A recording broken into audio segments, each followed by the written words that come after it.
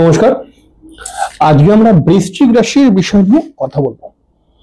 বৃশ্চিক রাশির মানুষদের জন্য কোন বিষয়গুলো শুভ জ্যোতিষের দৃষ্টিভঙ্গি থেকে এই বিষয় নিয়ে আলোচনা করবো। খুব ইন্টারেস্টিং অনুষ্ঠান। আপনি যদি বৃশ্চিক রাশির মানুষ হন তাহলে পরে অবশ্যই ডায়েরিতে নোট করে রাখুন এই বিষয়গুলো, যেগুলো নিয়ে আমি আলোচনা করবো সেই বিষয়গুলোকে নোট করে রাখুন। অবশ্যই আমরা অনুষ্ঠানে চলে আসবো। অনুষ্ঠানে আসার পূর্বে প্রত্যেকবার যে কথাটি বলে থাকি, আপনারা অবশ্যই আমার চ্যানেলটিকে সাবস্ক্রাইব করে বেল আইকনটা ক্লিক করে দেবেন, এটা রিকোয়েস্ট। প্রথমেই বলবো, বৃশ্চিক রাশির মানুষদের কোন রাশির সঙ্গে ব্যবসা করা শুভ। দেখুন, বৃশ্চিক রাশির মানুষরা যদি ব্যবসা করতে চায় পার্টনারশিপে, তাহলে কোন রাশির সঙ্গে ব্যবসা করলে পারে এদের গ্রোথ হতে দেখতে পাওয়া যায়, সেই বিষয়টাকে যদি বলি তাহলে পারে বৃশ্চিক রাশির মানুষরা বৃষ, কন্যা এবং মকর রাশির সঙ্গে যদি ব্যবসা করে তাহলে পরে কিন্তু এদের ব্যবসার খুব তাড়াতাড়ি গ্রোথ হতে দেখতে পাওয়া যায় বা উন্নতি হয়। এছাড়া বৃষ রাশির মানুষরা কোন রাশি বৃশ্চিক রাশির মানুষরা কোন রাশির সঙ্গে বিবাহ করলে, বৃশ্চিক রাশির মানুষরা কোন রাশির সঙ্গে বিবাহ করলে এদের বিবাহিত জীবনটা মোটামুটি ভালো চলে। তো দেখুন, বিবাহ একটি জটিল ক্যালকুলেশন। এই বিবাহ বিচার করতে গেলে পারে অবশ্যই ওভারল্যাপিং বিচার, অষ্টকোণ বিচার, ওভারল্যাপিং বিচার, নিজস্ব জন্মছক, পার্সোনাল জন্মকুণ্ডলী বিচার, এগুলো করতেই হয়, তবেই এক্স্যাক্টলি ফলাফলে পৌঁছানো যায়। তবে প্রাথমিকভাবে বৃশ্চিক রাশির মানুষরা কোন রাশির সঙ্গে বিবাহ করতে পারে এটা নিয়ে যদি প্রশ্ন হয় তাহলে পারে কিন্তু বৃশ্চিক রাশির মানুষরা কন্যা, মীন, কর্কট, বৃষ, মকর এই রাশিগুলোর সঙ্গে যদি বিবাহ করে তাহলে পারে কিন্তু মোটের উপর বিবাহিত জীবনটা টিকে যায়। তো এছাড়া দেখুন, বৃশ্চিক রাশির মানুষরা কোন রাশির সঙ্গে একদমই বিবাহ করা উচিত নয়, শাস্ত্র খুব স্ট্রিক্টলি বারণ করে দিয়েছে। তো বৃশ্চিক রাশির মানুষরা মিথুন রাশি আর তুলা রাশির মানুষদের সঙ্গে কখনোই বিবাহ করবেন না, নইলে বিবাহিত জীবনে কিন্তু খামোখা অশান্তি, ঝুট ঝামেলা, লড়াই, আইনি সমস্যা এগুলো চলে আসতে পারে। তাই শাস্ত্রকারীরা বলেছে বৃশ্চিক রাশির মানুষরা কখনোই মিথুন রাশি এবং তুলা রাশির সঙ্গে বিবাহ করবেন না। বৃশ্চিক রাশির মানুষরা কোন উপরত্ন ধারণ করলে পারে এরা লাভ পেতে পারে। দেখুন, উপরত্ন বিষয়টি খুব ইন্টারেস্টিং। যখন কোনো মানুষ রত্ন ধারণ করতে পারে না তখন উপরত্ন ধারণ করে। তো উপরত্ন কিন্তু বেশ কিছুটা কাজ করে, তবে রত্নের মতো অতটা না করলেও একটু দেরি করে করে, কিন্তু করে দেয়। তো বৃশ্চিক রাশির মানুষরা কিন্তু উপরত্ন ধারণ করতে পারেন হচ্ছে ইটালিয়ান পলা বলবো না, বৃশ্চিক রাশির মানুষরা সব থেকে ভালো কাজ করে টোপাজ আর একটু কম দামি মুক্ত যেগুলো রয়েছে।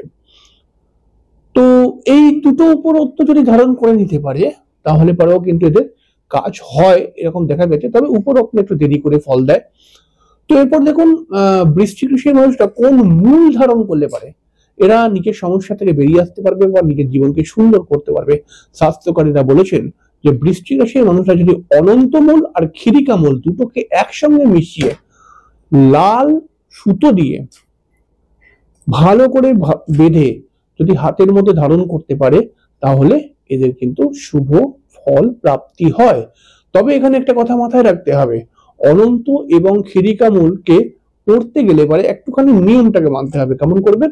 দেখুন, প্রথমে কি করবেন যে সোমবার দিনকে আপনাকে এই মূলটি কিনে আনতে হবে। কিনে এনে সারা রাত্রির গঙ্গা জলের মধ্যে আপনাকে ভিজিয়ে রাখতে হবে। ভিজিয়ে রাখার পর সকাল বেলায় ঘুম থেকে উঠে আপনার যে দেবতা বা দেবীকে আপনি পছন্দ করেন সেই দেবতার সামনে বসে অবশ্যই এই মূলটি আপনার হাতে ধারণ করতে হবে। দেবতাকে প্রথমে ধূপ মোমবাতি জ্বালিয়ে সামান্য পুজো করে তারপরে ধারণ করবেন, এবং ধারণ করার সময় কিন্তু ওম নমঃ শিবায় মন্ত্রটি মিনিমাম 28 বার বলার চেষ্টা করবেন মূলটিকে হাতে নিয়ে। তাহলে দেখবেন মূলটি কিন্তু আপনাকে খুব ভালো কাজ দেবে।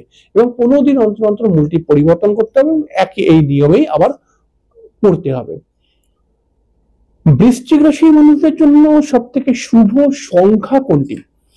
তো 1, 2, 3, 9, 11, 12, 18, 20, 21, 27, 30 এবং 29 এবং 30 এই নাম্বারগুলো মিথুন রাশি এই বৃশ্চিক রাশির জন্য কিন্তু খুব শুভ নাম্বার। এবার এই নাম্বারগুলোকে কেমন করে ব্যবহার করবেন দেখুন। প্রথম নম্বর কথা, এই সমস্ত নাম্বারগুলো ব্যবহার করবেন এরকম ভাবে যে আপনি ধরুন একটা মোবাইল নিচ্ছেন, মোবাইলের লাস্টের নাম্বারটা এই নাম্বারের মধ্যে থাকলে ভালো হবে। টোটাল নাম্বারটাকে যোগ করে আপনি এই নাম্বারের মধ্যে যদি পান সেটাও ভালো হবে। আপনি একটি ফ্ল্যাট কিনতে যাচ্ছেন, ফ্ল্যাটের নাম্বার যদি এই নাম্বারের মধ্যে হয় তাহলে সেটা পজিটিভ হবে। এরকম করে বুঝে বুঝে আপনাকে নাম্বারটা ইউজ করতে হবে। এবার দেখুন, বৃশ্চিক রাশির জন্য সব থেকে শুভ লটারি সংখ্যা কোনটি? তো বহু মানুষ লটারি কাটে, লটারিতে কিছু প্রাপ্তি করার জন্যই লটারি কাটে, কিন্তু অনেকে লাগে না। তো এই নাম্বারগুলো ব্যবহার করে আপনি যদি লটারি কাটেন তাহলে পরে কিন্তু আপনি সহজেই লটারি প্রাপ্তি করতে পারবেন। তাহলে নাম্বারগুলো কি কি? নাম্বারগুলো হচ্ছে 11, 12, 15, 18, 19, 23, 26, 30, 38। এই নাম্বারগুলো লটারি খেললে লটারি লাগার সম্ভাবনা থাকে। তো নাম্বারটা কেমন করে ব্যবহার করবেন? আপনি যে লটারিটা কাটবেন সেই লটারির লাস্টের যে নাম্বার রয়েছে, লাস্টের দুটি নাম্বার যেন এই নাম্বার থেকে থাকে, তাহলে লটারি প্রাপ্তি হওয়ার সম্ভাবনা বেড়ে যাবে। যদি এরকম হয় লাস্টের 4টি নাম্বার এই নাম্বারগুলোর মধ্যেই রয়েছে, অর্থাৎ আমি যে নাম্বারগুলো বলছি আবার ভালো করে নোট করে নিন: 11, 12, 15, 18, 19, 23, 26, 30, 38। এই নাম্বারগুলোকে যদি আপনি লটারি খেলার সময় ব্যবহার করেন তাহলে পরে কিন্তু অবশ্যই লটারি লাগবে।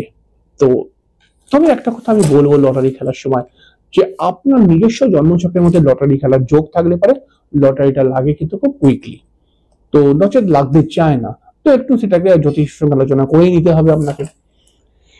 এরপরে দেখুন, বৃশ্চিক রাশির জন্য শুভ দেবতা কোনটি, অর্থাৎ কোন দেবতার পুজো করে আপনি খুব তাড়াতাড়ি শুভ ফল পেতে পারেন। তাহলে বৃশ্চিক রাশির জন্য সব থেকে শুভ দেবতা হচ্ছে হনুমানজি, শিব মানে ভোলেনাথ শিব, গোপাল মানে নাড়ু গোপাল হয় না, গোপাল ঠাকুর, মা তারা, এদের পুজো আপনি করতে পারেন। এদের পুজো করে কিন্তু আপনি ভালো ফল পেতে পারেন। বৃশ্চিক রাশির মানুষদের জন্য সব থেকে শুভ বার কোনটি? বৃশ্চিক রাশির মানুষদের জন্য সব থেকে শুভ বার হচ্ছে সোমবার আর বৃহস্পতিবার। এই সোমবার বৃহস্পতিবারটাকে ব্যবহার করবেন কেমন করে দেখুন। যদি আপনি মনে করা যাক যে কোনো শুভ কাজ করতে যাচ্ছেন, শুভ কাজ করতে যাবেন, তো এই বারেতে যদি যান তাহলে পরে সেটা কিন্তু আপনার ক্ষেত্রে পজিটিভ হবে। তবে এই বারটিকে, অমাবস্যার এই বারটাকে ইউজ করবেন না, পূর্ণিমার এই বার যদি হয় তাহলে পরে কিন্তু সেটা খুব পজিটিভ রেজাল্ট আপনাকে দেবেই দেবে। এছাড়া দেখুন, বৃশ্চিক রাশির জন্য সব থেকে শুভ দান কি? বৃশ্চিক রাশির জন্য সব থেকে শুভ দান হচ্ছে লাল বস্তু, বা আপনি ইট, সিমেন্ট এগুলো মন্দিরে আপনি দান করতে পারেন। লাল খাবার জিনিস যদি কিছু হয়, লাল লাড্ডু যদি হয়, লাল বস্ত্র যদি হয়, লাল শস্য যদি হয়, তাহলে এগুলো আপনি দান করতে পারেন। এটাও কিন্তু খুব ভালো ফল দেবে, কারণ দান বহু যুগ আগে থাকতে চলে আসছে, এবং দান করে শাস্ত্রকারেরা বলেছেন এই জন্মের নেগেটিভ কর্মফল এবং আগের জন্মের নেগেটিভ কর্মফল দুটিই কিন্তু প্রশমিত হয় দানের মাধ্যমে। তো এবার দেখুন, বৃশ্চিক রাশির জন্য সব থেকে শুভ তীর্থস্থান কোনটি? অর্থাৎ শুভ তীর্থস্থান খুব ইম্পর্টেন্ট বিষয়। অর্থাৎ আপনি যদি বৃশ্চিক রাশির মানুষ হন, আপনার জন্য যে তীর্থস্থানটি সব থেকে শুভ, সেখানে যদি আপনি একবার অন্তত যাবার চেষ্টা করবেন, কারণ সেই দেবতাকে দর্শন করলে পারে সেটাও কিন্তু আপনার অনেক পুণ্য হবে কিন্তু। তো সেটা কি? সেটা হচ্ছে তারাপীঠ। মা তারাকে যদি একবার দর্শন করতে পারেন, তখন তারাপীঠ তো আমাদের এখানেই আছে। তো বহু মানুষই মা তারার কাছে গেছে, এবং বৃশ্চিক রাশির মানুষটা মা তারাপীঠে যায়নি এরকম বলাটা খুব টাফ, মানে এরকম হয় না, মানে বৃশ্চিক রাশির মানুষ তারাপীঠ গেছি এরকম একটা ব্যাপার। তো অবশ্যই, আর এছাড়াও আপনি যদি পারেন, বৃন্দাবন আপনার জন্য খুব পজিটিভ একটি জায়গা। তো একবার যদি পারেন জীবনে বৃন্দাবন কিন্তু যাওয়ার চেষ্টা করবেন অবশ্যই। বৃশ্চিক রাশির মানুষদের জন্য সব থেকে শুভ রং কোনটি? সব থেকে শুভ রং হচ্ছে গাঢ় লাল। এবারে গাঢ় লালটাকে দেখুন, গাঢ় লালটা তো শুভ রং, তবে লালের একটা থাকলে পারে সেটাও কিন্তু মোটের উপরে শুভ ফল দেবে। যেমন হালকা পিঙ্ক কালারের, হালকা লাল কালারের, ঘরের রং হালকা লাল কালারের রাখতে পারেন। আপনি লাল কালারের জামা প্যান্ট ইউজ করতে পারেন, হালকা লাল পিঙ্ক কালারের মতো ইউজ করতে পারেন। এটাও কিন্তু খুব ভালো একটা রেজাল্ট আপনাকে দেবে। এছাড়া বৃশ্চিক রাশির জন্য ভাগ্য উদয়ের বয়স, অর্থাৎ কোন বয়সে এদের ভাগ্যের উন্নতি ঘটে, তাহলে সেক্ষেত্রে শাস্ত্রকারেরা বলছে 28 বছর, 30 বছর, 32 বছর এবং 33 বছর, এই বয়সের মধ্যে বৃশ্চিক রাশির ভাগ্যের উন্নতি হয়। বৃশ্চিক রাশির 28 বছর বয়সে ভাগ্যের উন্নতি হয়ে যাবার কথা। যদি কোনো কারণে 28 বছর না হয় ভাগ্যের উন্নতি, তাহলে 30 বছর এদের ভাগ্যের উন্নতি হয়ে যায়। যদি 30-এ না হয় তাহলে 32-এ তো হবেই হবে। এরকম একটা ব্যাপার। আর এটাকে আরেকটা দৃষ্টিভঙ্গি থেকে শাস্ত্রকারেরা বলছে, এই বয়স অর্থাৎ বৃশ্চিক রাশি যখন এই বয়স আসে, তখন এদের জীবনে এমন বিশেষ কিছু ঘটনা ঘটে যেটা এদের জীবনের মধ্যে বিশেষ কিছু ছাপ ফেলে দিয়ে চলে যায়। তো এরকমও কিন্তু একটা ব্যাপার রয়েছে। তো যাই হোক, এই বৃশ্চিক রাশির জন্য সব থেকে শুভ ধাতু হচ্ছে তামা অথবা সোনা। যদি পারেন তো অবশ্যই নিজের শরীরের মধ্যে একটা সোনার টাচ দিয়ে রাখার চেষ্টা করবেন। এতেও কিন্তু আপনি অনেক বিপদ আপদ থেকে কিন্তু বাঁচতে পারবেন। অনেক আস্তে আস্তে এটা সোনার টাচ থাকলে পরে আর্থিক উন্নতিও বেড়ে যায়। আর যদি আপনার শারীরিক সমস্যা থাকে কিছু, তাহলে অবশ্যই আপনি কিন্তু একটা তামার কিছু শরীরের মধ্যে ধারণ করে রাখবেন। এটা আপনার শারীরিক সমস্যা থেকে রিকভার করাবে আপনাকে। তো যাই হোক, অনুষ্ঠানটি কেমন লাগলো লিখে জানাবেন, কমেন্টস করবেন। আর যদি আপনি একজন বৃশ্চিক রাশির মানুষ হন, তাহলে পরে একবার আপনি কিন্তু অবশ্যই লিখবেন ওম নমঃ শিবায়, ওম নমঃ শিবায়। এটা কিন্তু লিখতে একদম ভুলবেন না। যাই হোক, চ্যানেলটিকে সাবস্ক্রাইব করবেন, বেল আইকনটা ক্লিক করবেন। পরের দিনকে আরেকটি অনুষ্ঠান নিয়ে চলে আসবো। ততক্ষণের জন্য নমস্কার, ধন্যবাদ।